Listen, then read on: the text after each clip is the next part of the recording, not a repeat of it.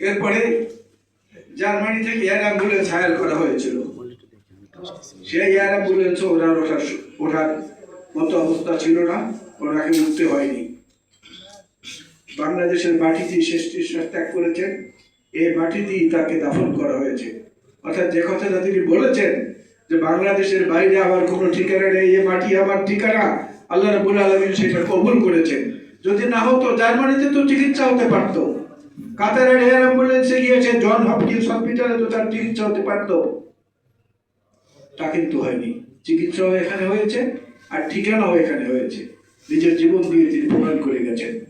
আজকে আমরা মনে করি তার জীবনের যতগুলো ভালো কাজ, ভালো কর্ম, উদাহরণ সৃষ্টিকারী জাতীয় সেবা যেগুলো আছে, তার মধ্যে থেকে একটি দুটি যদি আমরা আমাদের নিজেদের চরিত্র ধারণ করতে পারি, তাহলে তার আত্মার প্রতি যথাযথ সম্মান জানানো হবে।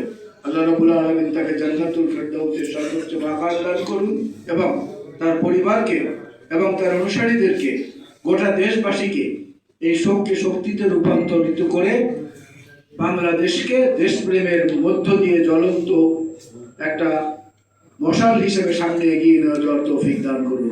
আমিন। আসসালামু আলাইকুম ওয়া রাহমাতুল্লাহি ওয়া বারাকাতুহু।